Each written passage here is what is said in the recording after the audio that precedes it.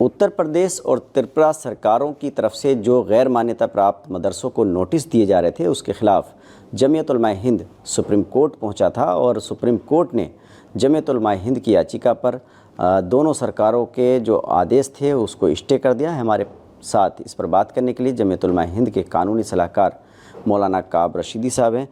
Sir, ये बताइए, supreme court ने जो स्टे किया है, ये क्या पूरा मामला था और किस तरह से आपको कामयाबी मिली है? देखिए, पिछले कुछ महीनों से उत्तर प्रदेश में और त्रिपुरा में जो इंडिपेंडेंट इस्लामिक इंस्टीट्यूट हैं, उनको एनसीपीसीआर के माध्यम से स्टेट गवर्नमेंट नोटिस भेज रही थी और उनको ये कहा जा रहा था कि साहब, आप मदरसे नहीं चला सकते, आपको स्टेट बोर्ड से मान्यता लेनी होगी और सुबह में राइट टू एजुकेशन को माध्यम बना करके सुबह में आप अपने बच्चों को मदरसों में नहीं, स्कूलों में भेजेंगे। हालांकि जमीयत उलमा हिंद ने पहले 50 से ज़ायद देश के डिस्ट्रिक्ट मजिस्ट्रेट को अपना रिप्रेजेंटेशन भेजा, जिसमें बताया गया कि साहब, आरटीई में मदरसे नहीं आते हैं, गुरुकुल नहीं आते हैं।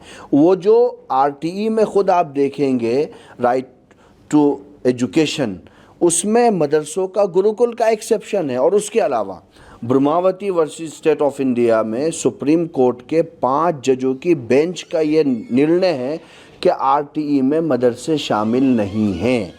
उसके बाद भी आरटीई को बुनियाद बना करके इन दोनों राज्यों में मदरसों को नोटिस भेजे जा रहे थे।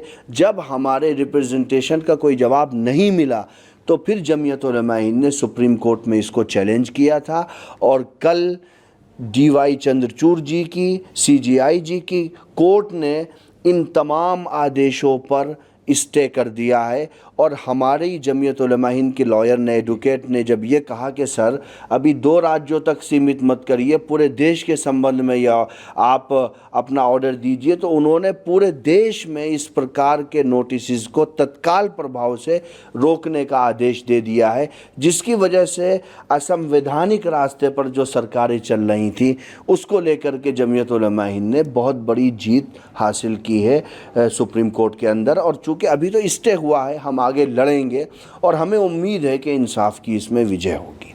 दीनी मदरसों को जो किसी भी बोर्ड से या सरकार से मान्यता नहीं लेते हैं, धार्मिक शिक्षा देते हैं, उनकी ये एक बड़ी जीत आप बता रहे हैं। तो क्या लगता है कि आगे चल कर के कोई इस तरह की और परेशानी है जो लोकल गवर्नमेंट है या प्रशासन है, उसकी वजह से आप मदरसों को नहीं देखनी पड़ेंगी? हम उम्मीद तो यही करते हैं, क्योंकि हमने पूरे रिप्रेजेंटेशन में संविधान में दिए हुए मौलिक अधिकारों का जिक्र किया था। हमने बताया था कि आर्टिकल 30 में हमें क्या राइट्स मिले हुए हैं।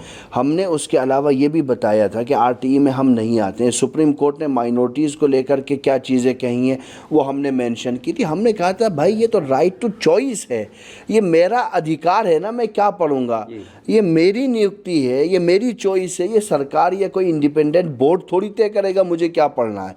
तो मैं समझता हूं कि सुप्रीम कोर्ट के स्टे के आदेश के बाद शायद अब राज्य सरकार बाज आ जाएंगी और असंवैधानिक कार्यों को छोड़ देंगी, ऐसा मेरा मानना है। अच्छा, बहराइच में जो हिंसा हुई थी और जो एक युवक की मौत हुई थी, उसके बाद जो घटना हुई, बीजेपी के जो वहाँ के स्थानीय विधायक हैं, उन्होंने बीजेपी के ही कार्यकर्ताओं पर और नगर अध्यक्ष पर युवा मोर्चे के मुकदमा लिखवाया है कि ये जानलेवा हमला उन्होंने किया था उस दिन घटना के दौरान।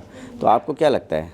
देखिए, ये तो बहुत ही दुर्भाग्यपूर्ण है और मैं समझता हूँ कि सरकार को इस पर बहुत गंभीरता के साथ विवेचना करनी चाहिए कि कहीं ऐसा तो नहीं है कि कुछ दिन पहले जो मास लेवल पर घटना हुई थी, कहीं ये उपद्रवी उस घटना में तो शरीक नहीं थे जिसकी जब लेकर के इन पर विधायक ने, सिटिंग विधायक ने एफआईआर घटना उन्होंने बताई है जब उसकी मौत हो गई थी तो शव को मोर्चरी पे ले जा रहा था। तब मैं वही कह रहा हूँ, विवेचना करनी चाहिए कि उस मृत्यु से पहले की जो घटनाएं हैं, कहीं उनमें भी तो ये लोग शरीक नहीं थे, कहीं इनके कारण ही वो पुरानी घटना भी तो नहीं भड़की थी और फिर इनको अरेस्ट क्यों नहीं किया जा रहा? साहब, बुलडोज़र कहाँ चला गया, नोटिस कहाँ चले गए, पूरा सरकारी तंत्र मंत्र कहाँ चला गया? और आप उसको पढ़िएगा, जो एफआईआर हुई है उसमें माननीय विधायक महोदय लिखते हैं कि मेरी हत्या का प्रयास कर रहे थे ये, इन्होंने मेरी कार पर, हालांकि वहाँ डिस्ट्रिक्ट मजिस्ट्रेट भी थे, सीएमओ भी थे, खुद सिटिंग विधायक थे, उनके दाएं बाएं रहने वाले लोग थे। उसके बाद उन पर पथराव किया गया, नारे लगाए गए, माहौल बिगाड़ा गया। तो कहीं ऐसा तो नहीं है कि मूल घटना में भी यही लोग शरीक थे जिन पर विधायक महोदय ने एफआईआर कराई है, जिनको चिन्हित किया है कि ये उपद्रवी हैं और ये हमें हमारी मृत्यु करने के लिए, हमारे परिवार के लोगों की मृत्यु तो करने उन्हीं की के पार्टी लिए के हैं, पथराव कर रहे थे। ये तो सरकार को तय करना चाहिए। देखिए, मैं यही कहूँगा, अपराधी अपराधी होता है। आप एक्शन एक स्पीड से लीजिए, चाहे वो राइट के लोग हों या लेफ्ट के हों। अगर आप दंगाइयों पर सख्ती के साथ एक्शन लेंगे तो फिर आपका विधायक एफआईआर कराने के लिए मजबूर नहीं होगा। बहराइच घटना का बहुत बड़ा सच और सच्चाई ये दिख रही है सबको। कितने लोगों को अरेस्ट किया गया, कितने लोगों के घरों को बुलडोज करने का प्रयास किया गया। क्या हाईकोर्ट ने नोटिस में जो 3 दिन की मियाद थी उसको 15 दिन नहीं किया है? जमीयत उलमा हिंद इस पर भी नज़र बनाई हुई है। ज़रूरत पड़ेगी तो हम सुप्रीम कोर्ट में जाके कहेंगे कि जब विचाराधीन सुप्रीम कोर्ट में बुलडोज़र को लेकर के मामला विचाराधीन है तो आप कैसे अधिकृत होते हो कि आप 3 या 15 दिन के नोटिस पर घर बुलडोज कर दोगे? अच्छा, अगर न्याय अनुसार नहीं बने हुए तो जितनों के हैं सबको नोटिस भेजो ना।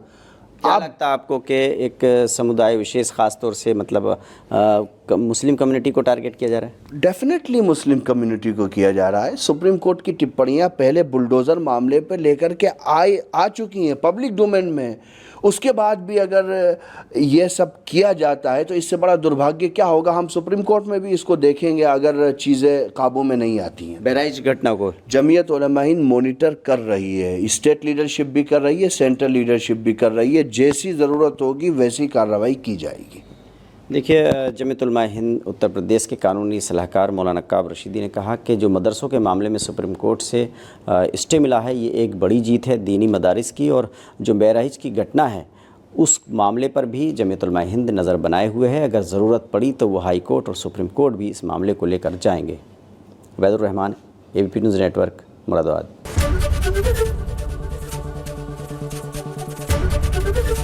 ABP गंगा, खबर आपकी, जुबान आपकी।